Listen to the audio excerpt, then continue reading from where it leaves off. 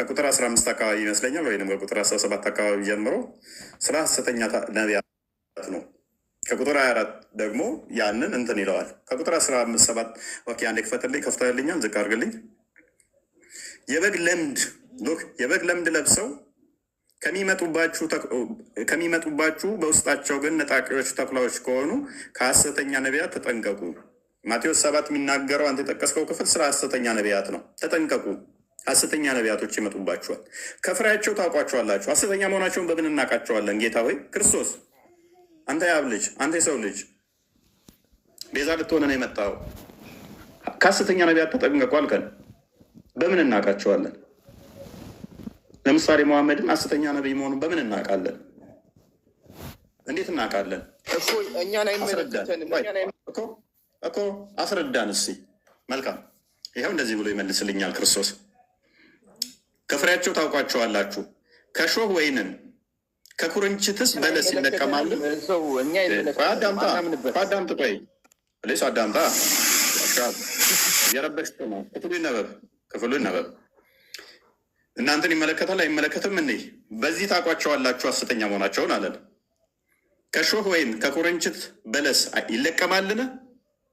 አይሻም፣ አይለቀምም ነው የምትለን መቼም። ከሾህ ወይንን አልለቅምም፣ ከኩርንችት ደግሞ በለስን አልለቅምም፣ የተለያዩ ስለሆኑ። እንዲሁም መልካም ዛፍ ሁሉ መልካም ፍሬ ያደርጋል፣ ክፉ ዛፍ ሁሉ ክፉ ያደርጋል። መልካም ዛፍ ክፉ ፍሬ ማፍራት ወይንም ክፉ ዛፍ መልካም ፍሬ ማፍራት አይቻለውም አለ። ከፍ ከፍ አድርገው፣ ትንሽ እየደከመኝ ነው።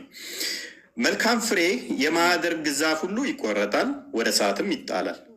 ስለዚህ ከፍሬያቸው ታውቋቸዋላችሁ። ስለዚህ ሐሰተኛ እውነተኛ የሚሆኑትን ከፍሬ ታውቋቸዋላችሁ አለ። ቁጥር 21 ላይ በሰማያት ያለው የአባቴን ፍቃድ የሚያደርግ እንጂ ጌታ ሆይ ጌታ ሆይ የሚለኝ ሁሉ መንግስት ሰማያት የሚገባ አይደለም አለ። መንግስት ሰማያት ማን ነው የሚገባው? የአባቱን ፍቃድ የሚያደርግ አይደለ? አልሹዓይብ እንጂ ጌታ ሆይ ጌታ ሆይ የሚለው አይደለም። በደንብ አስተውሉ። ጌታ ሆይ በምን እንወቅ? ጎበዝ፣ ክርስቶስ አባት አለው ብለህ አብ አባቱ ነው ብለህ ታምናለህ? እንዳንተ አስተምር እፎይ ፕሊዝ።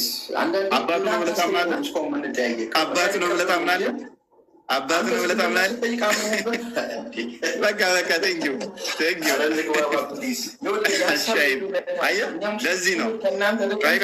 ለዚህ ነው የአባቱን ፍቃድ ማድረግ ትክክል ነው። እሺ ቤት አድርግ። እሺ ሎክ አሁን መንግስት ሰማያት የሚገባው ማን ነው አለ? የአባቴን ፍቃድ የሚያደርግ ነው አለ። ሐሰተኛ ነቢያትን በምን ታውቃላችሁ? በዚህ ታውቃላችሁ። የአባቴን ፍቃድ የሚያደርጉ እነሱ መንግስት ሰማያት ይገባሉ፣ እንዲሁ ጌታዊ ጌታዊ የሚሉኝ አይደለም አለ። መሐመድ ደግሞ አላህ አብ አባት አይደለም አይባልም ብሏል። ስለዚህ ከመጀመሪያ ይወድቃል ማለት ነው። ሐሰተኛ ነቢያትን በዚህ ታውቋቸዋላችሁ ባለው መስፈር አልሻይ በጠቀሰው መሰረት እስልምና ይመታል ማለት ነው። አንድ ሁለተኛ፣ በሰማያት ያለውን የአባቴን ፍቃድ የሚያደርግ እንጂ ጌታ ሆይ ጌታ ሆይ የሚለኝ ሁሉ ጌታ ሆይ ጌታ ሆይ የሚለኝ ሁሉ መንግስት ሰማያት የሚገባ አይደለም። ከፍ አድርገው።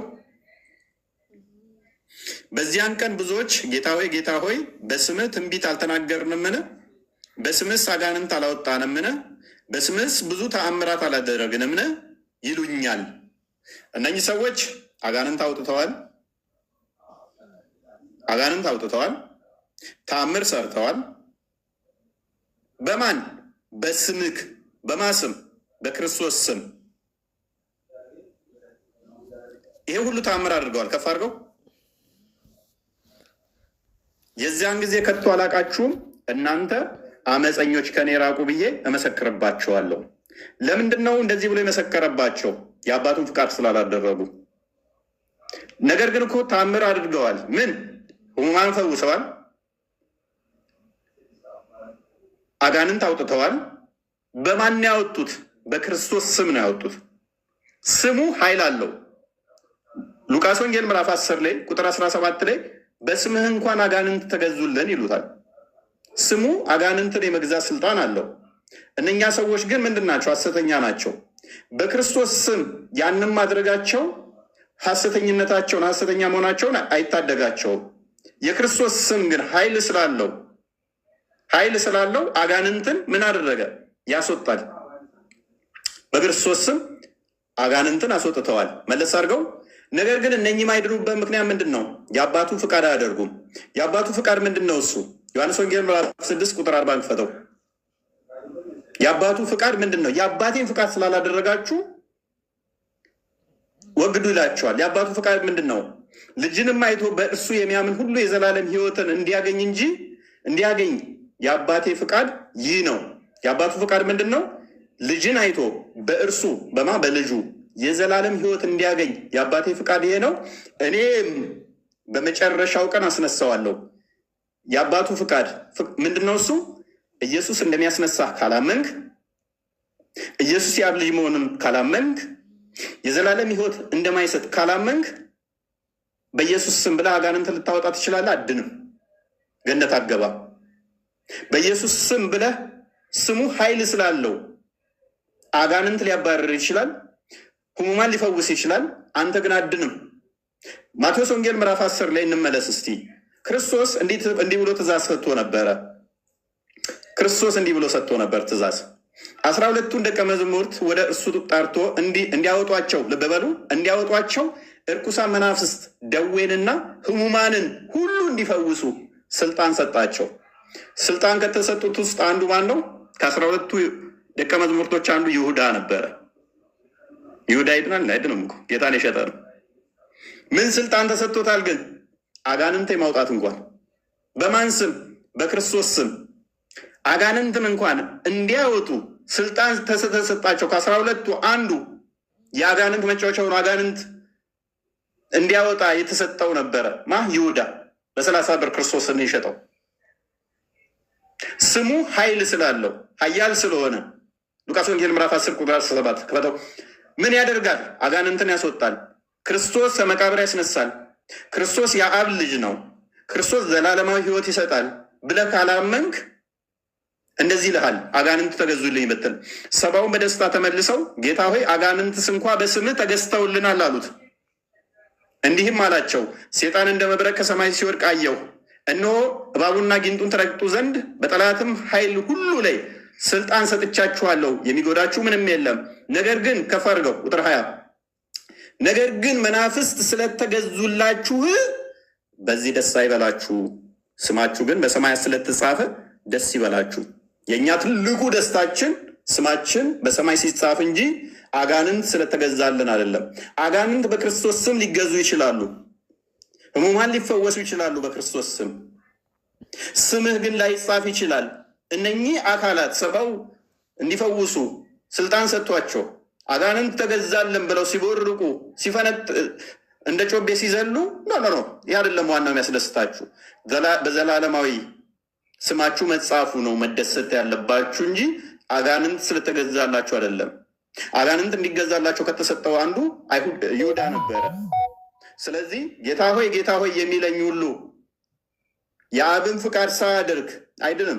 የአብ ፍቃድ ደግሞ ምንድን ነው? ወልድን አይቶ በልጁ የዘላለም ሕይወት እንደሚሰጥ እኔም የመጨረሻው ቀን እንደማስነሳው ማመን ነው። ይህም ካላመንክ በክርስቶስ ስም ብለህ አጋንንት ልታወጣ ትችላለህ።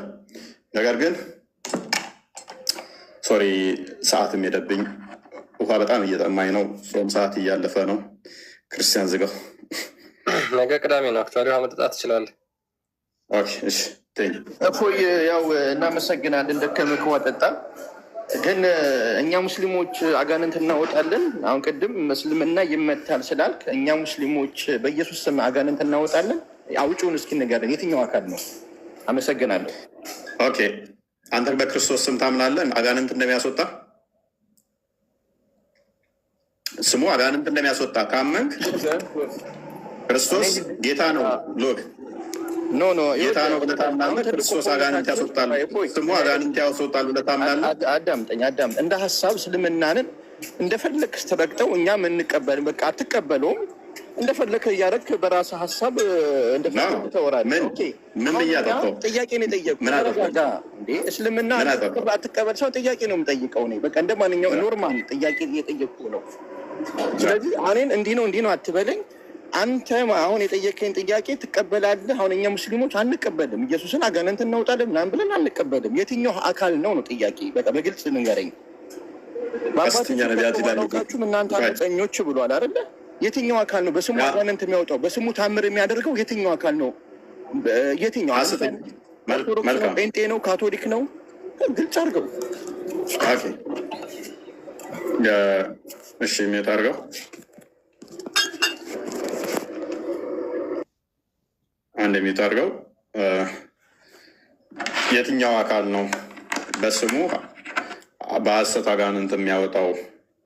ይኸውን ግለሰቦች ላይ መሰረት ያደረገ ይሆናል ማለት ነው።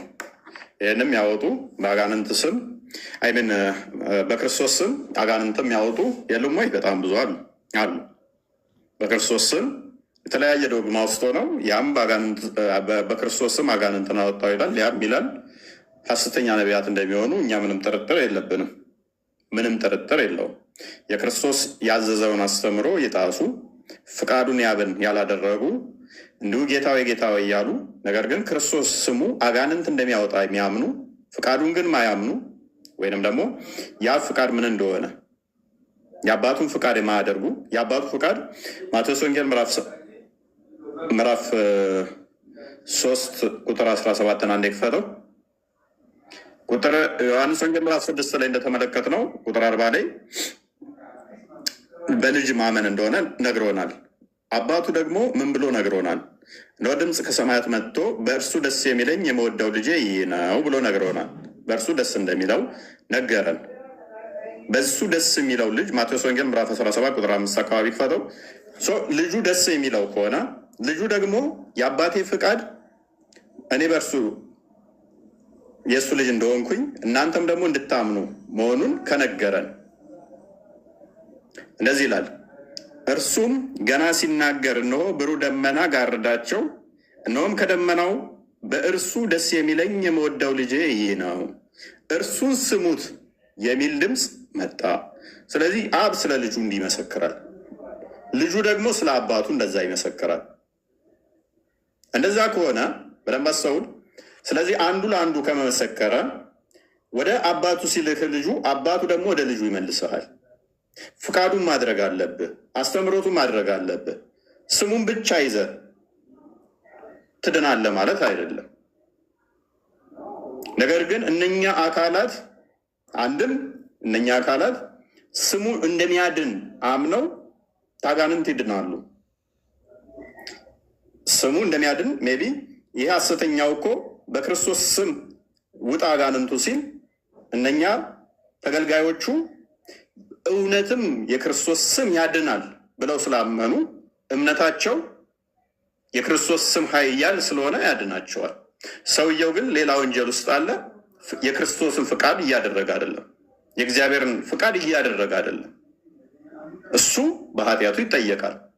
እነኛ ግን በክርስቶስ ስም ምክንያት ይድናሉ። ስሙ ኃይል ስላለው። ከዛ አንጻር ነው። ቤቢ ሌሎቻችሁ የምጨምሩለት ካለ ቀጥሉ። ረጅም ሰዓት አወራው መሰለኝ። ቶፒካችንን ትንሽ ሽፍት አድርገናል። ዛሬ ብዙ ጥያቄ ያበዛችሁ። ዛሬ ያጠያቁ ጥያቄ ለሙስሊሙም የሚጠቅም ጥያቄ ነው የነገራችሁን። እንደዚህ አምጣ ለምን አልተቀበሉም ላልከኝ ጥያቄ ነው ያመጣሁት እንጂ ጥሩ ነው። ለመሰል አንዳንዴ ክርስትናንም ሙስሊሙ ማወቁ ጥሩ ነው። እናንተም ደግሞ ሙስሊሙ ማወቅ ጥሩ ነው። ሀሳብ ልዩነት አለን። የሀሳብ ልዩነቱን ወደ አንድነት ለመምጣት ያለ ትችት ያለ ስድብ ገብቶሃል። እኔ አሁን አልቀበልም እንዳልኩ ነው። አሁን በጣም ስለሞቀኝ ነው። አልሻይ በጣም ሞቆኛል፣ አልቦኛል። ረጅም ሰዓት ብዙ በጣም ረጅም አወራሁኝ። ለዛ ነው በቃ ሌላ ሰው አልሻብ ስማ አንዴ ስማ፣ ቆይ አንድ ሀሳብ ልጨምርና ከዛ ትቀጥላለህ። ችግር የለውም። ስለዚህ አሁን መጽሐፉ የሚለው እንግዲህ ጌታዊ ጌታዊ የሚለኝ ሁሉ መንግስተ ሰማይ የሚገባ አይደለም ነው። እንግዲህ ስሙን ይዘው ኃይሉን የካዱ ብዙዎች ስላሉ ማለት ነው። ባይዘዌ እስልምና ጋም ስሙን ይዛቸዋል፣ ኃይሉን ግን ክዳቸዋል እና የአባቱን ፈቃድ እያደረጋቸው አይደለም። ስለዚህ ጌታዊ የሚለኝ ሳይሆን የአባቴን ፈቃድ የሚያደርግ ብሎ ተናግረዋል። እሱ ነው መንግስተ ሰማይ የሚገባው። ስለዚህ የአባቱ ፈቃድ ምንድን ነው? ልጅንም አይቶ በክርስቶስ ማመን፣ ከዛ ደግሞ ክርስቶስ ኢየሱስ በመጨረሻው ቀን እንደሚያስነሳውና ህይወት እንደሚሰጠው ማመን ነው። ይሄን ክዳቸዋል። ስሙን ግን በሐሰት ይዛችኋል፣ ሐሰተኛ ክርስቶሶች ስለሚል ማለት ነው። ስለዚህ በሐሰት ክርስቶስን ኢሳ ብላችሁ ይዛችሁ ኃይሉን ለካዳችሁም ይመለከታችኋል። እናንተ ነው ቀጥተኛ በጌታ ስም አጋንንት ባታወጡ እንኳን ኃይሉን በመካድና ስሙን በመያዝ ብቻ የክርስቶስን ኃይል በመካድ የአባቱን ፈቃድ ደግሞ በመካድ ምክንያቱም አባቱ ልጄ ነው የምወደው ልጄ እሱን ስሙት ብሎ ሲናገር ልጁ አይደለም ብላችሁ በመካድ በዚህ ሐሰተኝነታችሁ ወይም ነብያችሁ ሐሰተኛ መሆኑን ይታወቃል ነው። ስለዚህ ከዚህ አንጻርም ልታየው ይገባል። አንድ ክፍል ላይ ብቻ ወይም የሆኑ አካሎች የተነገረ ብቻ አይደለም። ጌታ ጌታ የሚሉት ኃይሉን ለካዱ በስሙ ለመጡ ኃይሉን ላልተቀበሉ ወይም ደግሞ የአባቱን ፈቃድ ለማይሰሙ ሰዎችንም የሚያካትት ስለሆነ ከዚህ ደግሞ አንዱ ነብይ ነው። የክርስቶስን ኃይል የካደ ነው። የአብን ፈቃድ ወይም ደግሞ የአብን ሀሳብ የተወ ነው ማለት ነው። ልጄ ነው እሱን ስሙት፣ በልጄ ህይወት አለ ያለ እሱ ህይወት የለም ብሎ እየተናገረ አይ እሱ እንደ ማንኛውም ነብይ ነው ብሎ የተናገረው ነብይ በዚህ ከዚህ አንጻር። ሌላው ደግሞ በእስልምና ማዳን የለም ላልከው ኢሳ በእስልምና እውራንን እንደሚያበራ፣ አጋንንትን እንደሚያወጣ፣ ሙታን እንደሚያስነሳ ተጽፏል። አምነ በስሙ ማመን የአንተ መብት ነው ወይም ደግሞ የአንተ ፈቃድ ነው። መጽሐፍ ግን መጽሐፋችን አልጻፈም እንዳትል፣ ምክንያቱም ተጽፎላል። ምንም እንኳን በአላህ ፈቃድ እያላችሁ ብትጨምሩበትም ብታስገቡትም ብትበርዙትም ያው መጽሐፉ የመጀመሪያ ሲጻፍ እንደዚህ ባይጻፍም እንደዛ ብላችሁ ብትበርዙትም ግን መጽሐፎቻችሁ ላይ ኢሳ አይን እንደሚያበራ እውራንን ማለት ነው፣ ለምጻም እንደሚያነጻ፣ ሙታን እንደሚያስነሳ፣ አዋቂ እንደሆነው በየቤታችሁ የምታደርጉትን ሁሉ አውቃለሁ ብሎ እንደተናገረ አስቀምጣችኋል ማለት ነው። ስለዚህ ይሄን አምኖ በዛ ስም መዳን ያንተ ድርሻ ነው ማለት ነው። ከዛ በተረፈ አልተጻፈም እስልምና ላይ የለም ማለት ትክክል አይደለም። እኛ አልተረዳ ነው እኛን ተገብረውም ማለት ነው እንጂ በቁርአናችሁም ተጽፏል። በገደምዳሚ ቢሆንም የተበረዘ ቢሆንም ማለት ነው። እና ይሄን ለማለት ነው። ቀጥሉ በቃ ሌሎቻችሁ።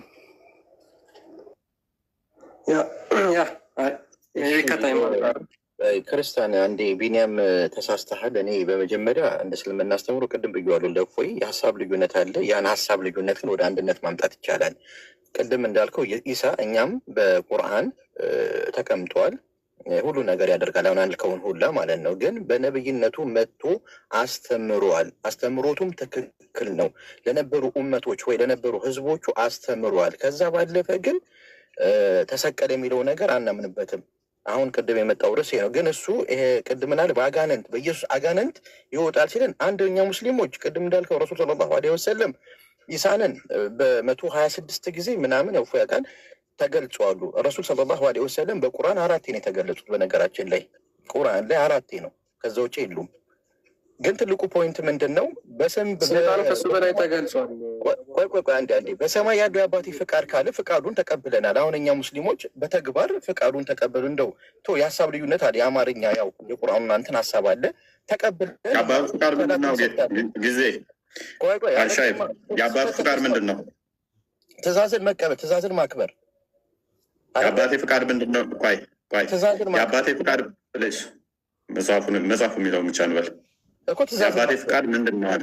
የአባቴ ፍቃድ ዮሐንስ ወንጌል ምዕራፍ 6 ብለሽ ተቀብሎ ነው። ግን ቆይ አንዴ ነው ክርስትና አሁን ይኸውልህ እኛ የምናወራው እንደ ክርስትና ነው። እኔ ማወራቸው አሻይ መጽሐፉ የሚለው ብቻ እንበልሽ። የአባቴ ፍቃድ ምንድን ነው የሚለውን ብናይ አይሻልም? በሰማይ ያለው የአባቴን ፍቃድ ማለት በሰማይ ያለው የአባቴን ፍቃድ የሚያደርግ ዮሐንስ ወንጌል ምዕራፍ 6:40 ላይ ክፈተው። ቆይ እሺ አንብበው ይሄን ክፈል። የአባቱ ፍቃድ ምን እንደሆነ የአባቱ ሳይሆን አሻይ የአባቱ ሳይሆን ቆይ የአባቱ ፍቃድ ሳይሆን የአባቴ ያው የአባቴ እሺ። ስለዚህ የአባቱ ፍቃድ ምንድን ነው?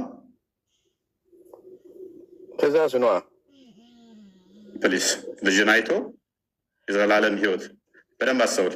እንደ ክርስትና ልጅን አይቶ የምናወራው ፕሊስ እኮ እንደ እስልምና የጠየቀኝ ወንድማችን አልሻይብ እዛ ጋርም እኮ ማቴዎስ ወንጌልም የጠየቀኝ በክርስትናው ነው። መቼም ከቁርአን አይደለም የጠየቀኛ። ስለዚህ ቁርአን በቁርአን እንደሚፈሰር ሁሉ መጽሐፍ ቅዱስም በመጽሐፍ ቅዱስ ነው የሚፈሰረው አይደለ? ክርስቶስ የአባቴ ፍቃድ ምንድን ነው አለ። የአባቴ ፍቃድ ምንድን ነው አለ? ልጅን አይቶ በእርሱ የሚያምን ሁሉ በልጁ የሚያምን ሁሉ የዘላለም ህይወትን እንዲያገኝ የአባቴ ፍቃድ ይሄ ነው። ስለዚህ የአባቴ ፍቃድ ምንድን ነው? የዘላለም ህይወት እዛ ጋር አታገኙም ያላቸው ለምንድን ነው? የአባቴ ፍቃድ ማታደርጉ አታገኙም አላቸው።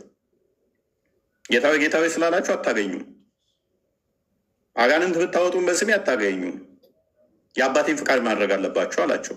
የአባት ፍቃድ ምንድን ነው ስንል ደግሞ ልጅን አይቶ በእርሱ የሚያምን ሁሉ ልጁን አይቶ በልጁ ማመን፣ ልጁ ደግሞ የዘላለም ሕይወት እንደሚሰጥ ማመን የአባቱ ፍቃድ ነው።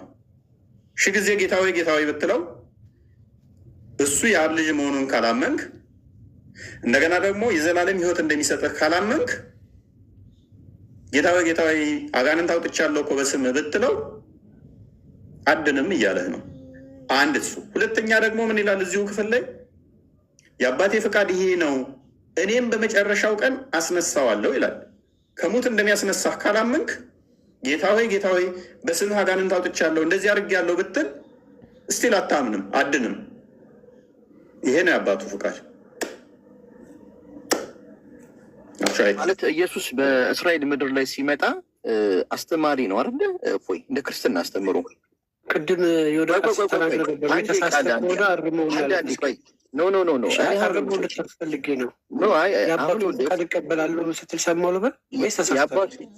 የአባቱን ፍቃድ እንደ ክርስትና አዳምጠኝ። አሁን እናንተ የአንተ የምትቀዳውን እስልምና ትቀበለዋለህ? የአባቱን ፍቃድ ክርስትና ነው ስላልክ ነው ቅድም ገብቶሃል። ተሳስተህ ምን ያደርግ ይወደቅ። አንዴ እንደማመጥ እኔ አንድ ግለሰብ ነኝ። እስልምናንን የሆነ በሚሊዮን የሚቆጥር በሚሊዮን ክርስትና የሚኮ አንተ አትወክልም፣ እኔም አልወክልም። እንደ ሀሳብ ነው የምንወያየው፣ ዲስከስ የምናደርገው። እውቀቱ ትንሽ ገባኝ እኮ የአባቱን ፍቃድ ያልኩበት ምክንያት ስለሰማው ነው። ይኸውልህ ይሄ ነገር የአባቱን ፍቃድ ከዛስ አሁን ቅድም ምን አለኝ? አሁን እፎይ ኢየሱስ አባት እንዳለው ታምናለህ ማለት ነው። አባት እንዳለው ታምናለህ ማለት ነው። ይህ ሰውዬ ግን አንተ መቼ ነው ግን እቀበላለሁ ስላልክ ወይ ደግሞ ያንን ቃል ክርስትና ነው አስተምሮትህ ነው። አሁን እኛ በቁርአን ልጅ ብለን አናምንም፣ ግን እቀበላለሁ ለምን አልክ? እቀበለዋለሁ ስትል እኮ ክርስትና ውስጥ ከተ ሳይሆን ራሱ ውስጥ ከተኩ ነው። ከተግባባንማ አሁን ወደ ስላት እፎይም ዋይ የሚለው በዛ በኩልም ንጽጽር ላይ ዋይ የሚሉት ስላልተግባባን ነው አይደለም። ብንግባባማ በምን እድላችን አልተግባባንም። ስላልተግባባ ነው። ቅድሙን የተናገርከውን ቃል አሁን ትቀበለዋለህ ወይስ አትቀበለውም? ፍቃድ እንቀበላለን። ብዙ የምቀበላቸው ነገሮች አሉ። ሁሉንም የአባቱን ፍቃድ ትቀበላለህ? በሰማይ ያለው የአባቴን ፍቃድ ካለን ይቀበሏሉ። እንደኔ አንድ ግለሰብ ማለት ነው። አባት አለው ማለት ነው። አላህ እንደ ክርስትና አስተምሮ ነው ወይ? እንደ እስልምና እኮ ነው እቀበለዋለሁ። ነገ ደግሞ ይህ ሰውዬ ምን እንደሆነ ታውቃለህ? በጣም የሚያሳዝን አሁን ነገ ይቆርጠውና ሌላ ታሪክ ሊሰራ ነው። እኔ አይመለከተኝም። በነገራችን ላይ ግን ጥሩ አስተምሮ እኔ አሁን በቃ እፎይ ለነበረ ቆይታ ከልብ አመሰግናለሁ። ግን በፍቅር እፎይ ብታወራ ብዙ ሙስሊሞች መጥተው ዲስከስ ማድረግ ይፈልጋሉ። በፍቅር እንዲህ ነው አሁን እንደ ቃል አይነት ምናምን ትችት ይፈልጋሉ። ወሬም ሳይሆን መማር ይፈልጋሉ። ኖ አሁን እያየውን ይቀዳኛል። ነገ ደግሞ ቆርጦ ነው የሚልክብኝ። ስለማውቀው ነው ችግር አለበት። ቶና የሚልክብህ እኔ ስለማውቀው ነው። በደንብ አውቀዋለሁ። ስለማንኛውም ሰላም ደሩልኝ። ከዳርጌ ሪከርድ ለሚቀ ያላ በቃ ሰላም